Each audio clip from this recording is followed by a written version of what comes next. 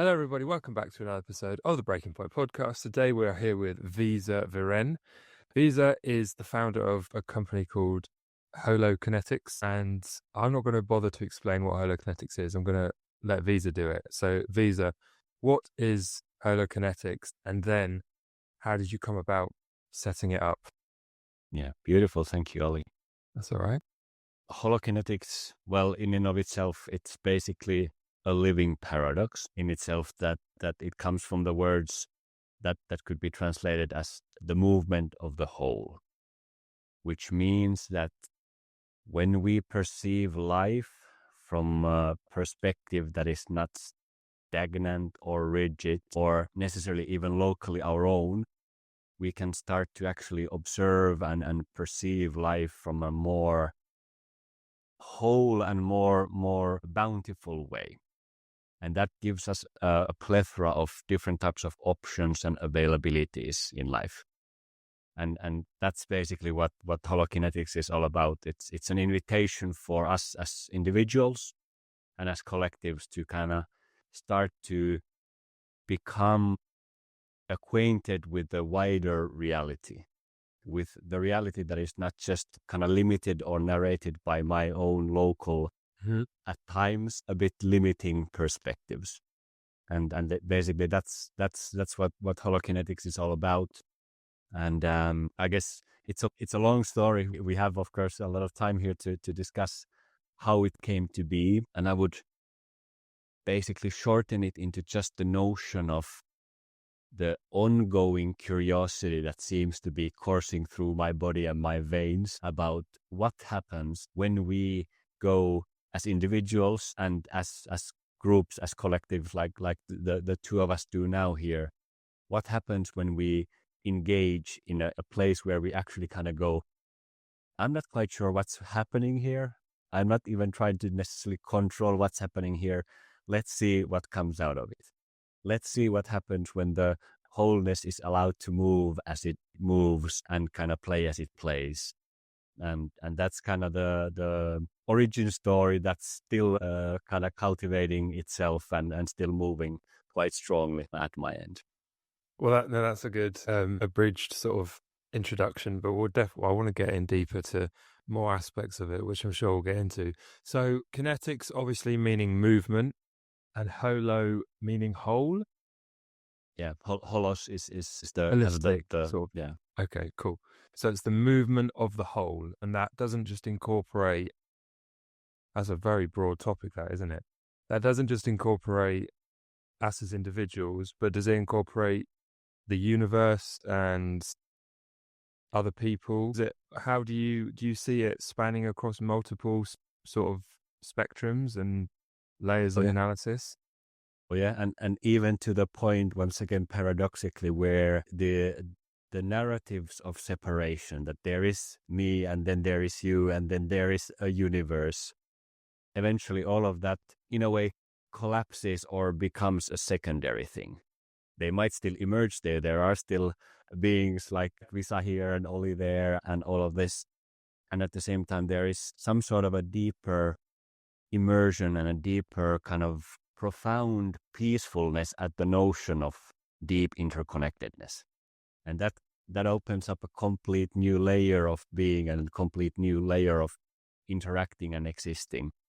And that's basically what's in a way pointed towards here, which can be difficult and at times even seemingly impossible to mentally frame. Because how do you mentally frame and communicate something that is in a way beyond every type of way of communicating, because it includes everything and nothing?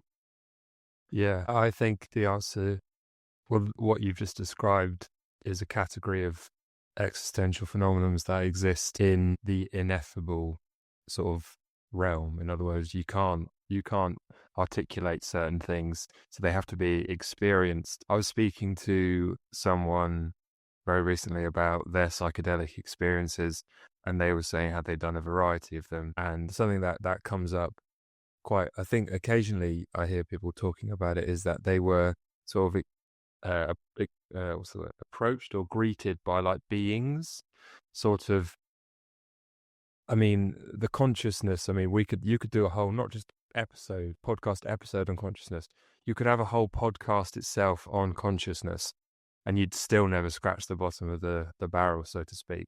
And maybe not even open the lid, because do we even know where to look in the right place with consciousness? I mean, I'm sure we'll get into it more with you, but what's your opinion on, yeah, I guess, what do you think consciousness is? How would you define consciousness if you could with words? Beautiful. That's a beautiful, tricky question in that sense that, and I think you alluded to this already in a way that however we try to define consciousness, we won't be able to do that, because by definition we already in a way create a narrative of it's this, and then there is something outside of that, which already creates a certain level of separation and different types of dichotomies and stuff like that. And at the same time, if we play with words, if we allow ourselves not to get kind of bogged down with clear, distinctive descriptions of what a word means, we can play with them and kind of be more poetic with words in that type of a realm. For me, I would say consciousness is synonymous to life, to God, to universe, all that. It is part of everything. And then at the same time, I would say that being conscious of something, holding a consciousness, is then a state of life, you could say. And then it starts to become tricky, that how do we define it? How do we define something that, at least for most of us human beings with our current level of consciousness, to use a word, it is difficult to find the right words. It is difficult to find the right way of expressing that which is difficult to express, that which is in a way beyond our seeming current ability to express. And of course, at this thing, there's the beautiful caveat of life that at least I cannot say that, for instance, humanity or the evolution of consciousness wouldn't someday go into the place where we actually have the words and the means, words or other ways to illustrate and express that experience of, in a way, unity and wholeness in different types of ways.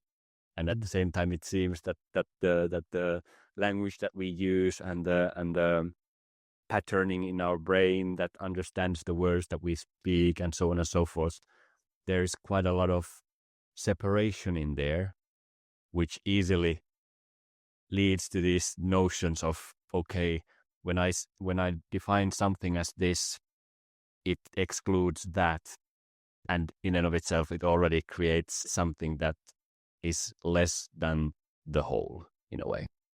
Yeah, I think one of the greatest problems as we suffer from as humanity, and it's only getting worse for possibly various reasons, is just how different our perspectives of life are, and just how we exist in a society that maybe is promoting us to feel more separated than we could do. Not just that, we are different beings, at least in some sense of the word, and that creates problems, because it isn't just the case that we perceive. A lot of people think that we all view the same world, then we absorb or interact with the data, and then we spin it around, and then we get out our opinion.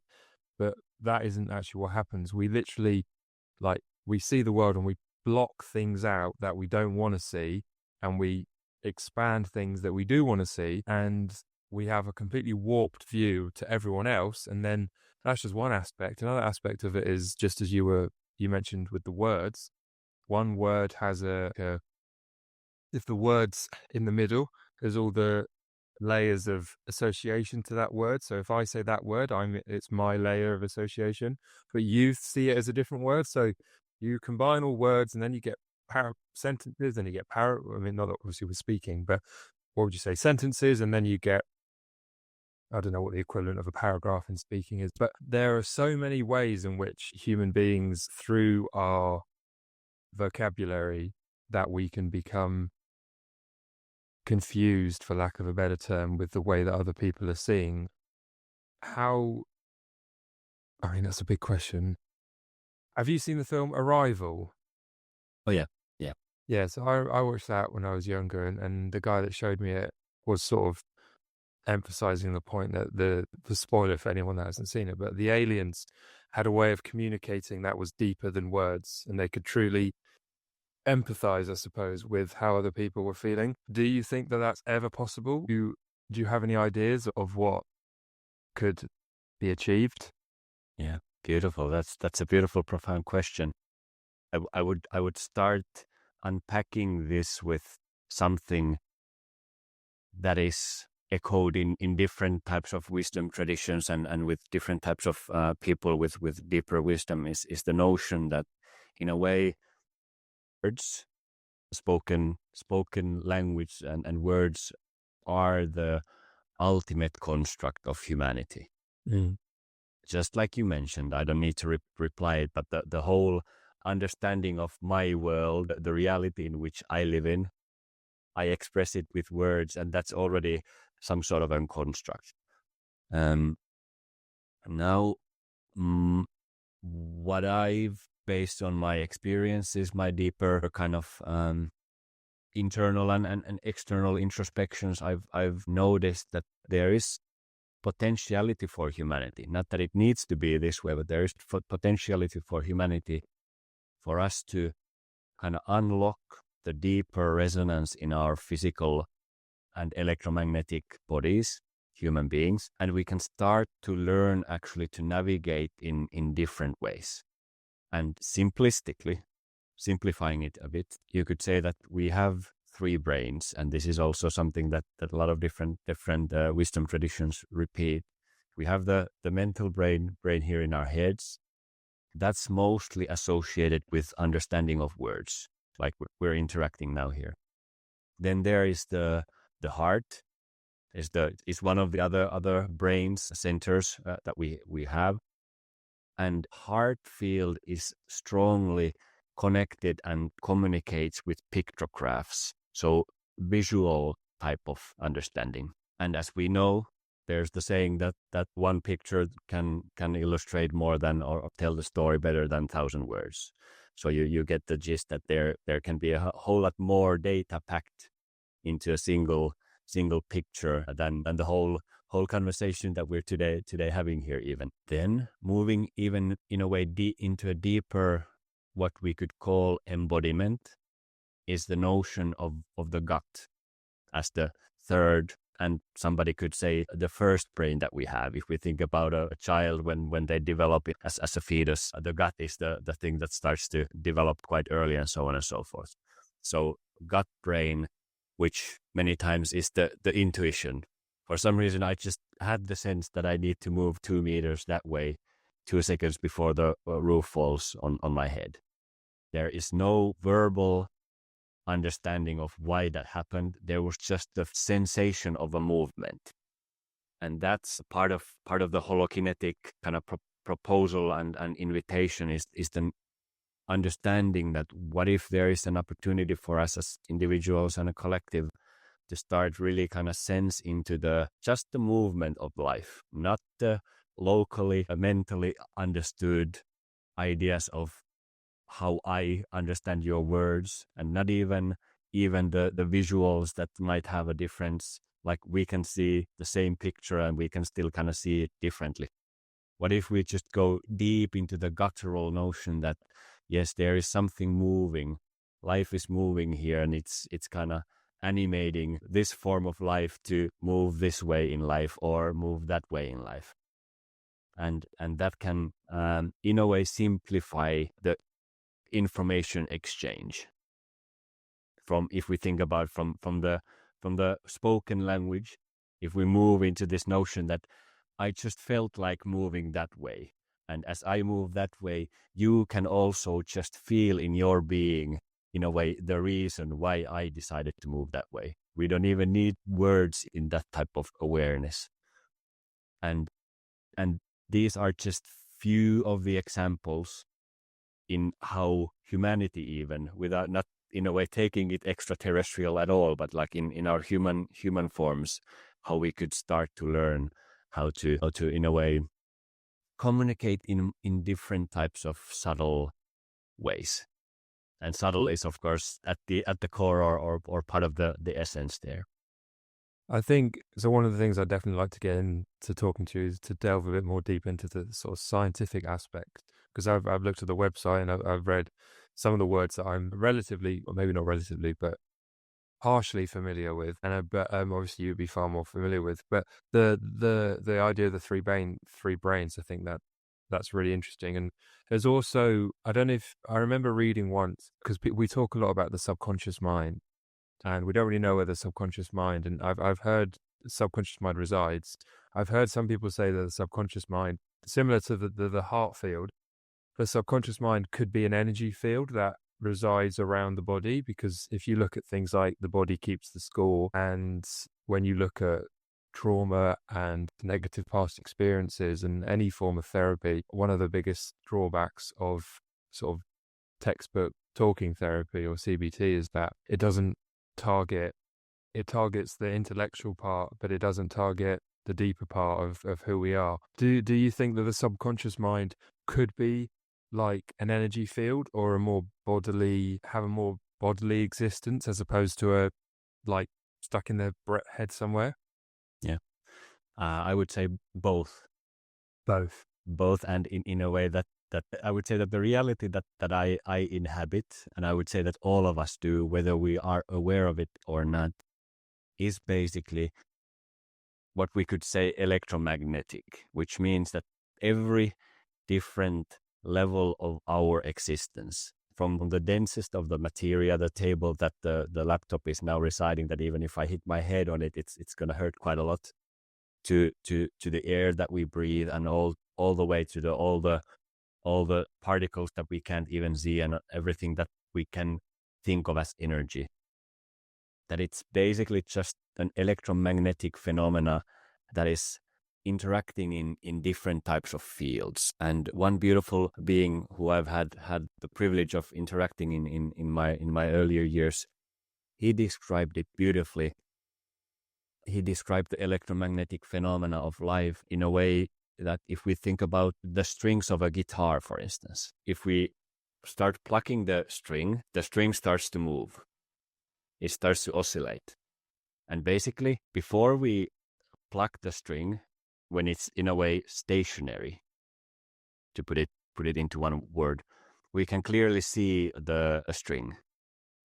Now, when we start to play it and it starts to move and vibrate and oscillate, in a way we don't see it anymore because it's moving. Mm-hmm. Becomes one. Yeah, exactly. So in a similar way, if we expand that thought pattern, everything in existence is like that. It can be, in a way, moving in a more slower pace and then it's more of a formful experience or expression, and or it can, in a way, move in a more higher vibration, higher frequency, and then it becomes less formful, which is formless. And that's the oscillation of energies in that sense. So that's a long answer to the question, in a way that, yes, I would say that what we can perceive as the subconscious mind, we can identify it in the biological physical system, even in a way with the different types of measurements that modern science can do. And then at the same time, there is a deeper, you could say, dwelling, deeper, it resides on a much more deeper level on the electromagnetic fields of life.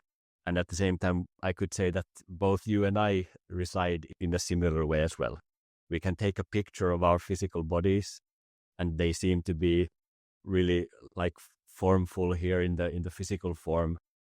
And at the same time, when and if we are able to attune to the, in a way, more subtle energetic layers, we can also identify that same energy of information, the body, the mass, in those types of more subtle frequencies as well, or subtle layers as well.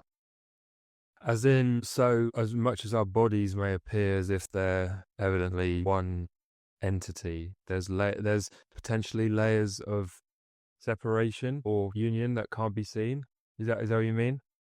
Yeah, in a way, I would say that one way of looking at our biology and even our existence is that even if we think and feel that we are a one whole unit of a human being, if we start to zoom in and go deeper and deeper and deeper in, it's basically you are a set of organs, set of cells, set of all types of forms of life that for some mystical reason, which we don't in a way know how it is or why it is so, it has come together into this type of a living, breathing, feeling, interacting form.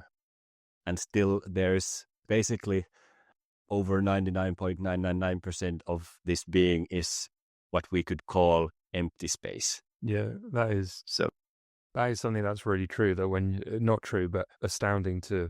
I remember when I don't remember exactly, but either way, the fact that seemingly solid object is actually predominantly made up of nothingness is really interesting. And going back to the idea of layers, you are spot on. Where on every realm there are almost an infinite number of layers that create who we are as people, from the cellular to the what's the tiny little things, what's the quantum level, and then all the way up to macro levels of etc. and society and social etc. So the level of realms is really interesting. And when you talk about something like music is all about movement, and it's also all about layers, because music has different layers and layers that stack up on top of one another. And one of the reasons that some people think we love music so much is because it constitutes many layers that move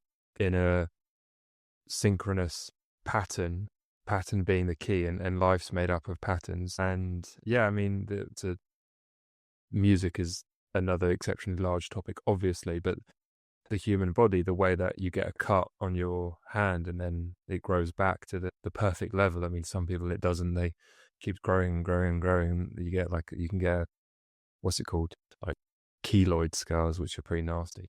But that was a very long-winded answer to what you said, and I wrapped myself up. But what do you think about, how do the layers of existence, how do we comprehend layers of existence? That's a rubbish question.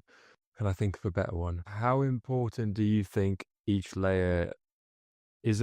Should the aim try and be to get all layers so that they're overlaying on one another as seamlessly as possible and not distorting you, pulling you different ways? And I guess that by I mean layers, I mean health, family. You have to stack all these layers up. How is that part of the HoloKinetics, seeing everything as a whole, as the layers? Said layers too many times. That's perfect. Life is layered. Life is layered, yeah. Should have just said that. I would say that in a way, finding a balance, and there is not a unified answer to what a balance is. In a way, balance for me can look a bit different for you, and so on and so forth. But finding a balance and a sense of ease.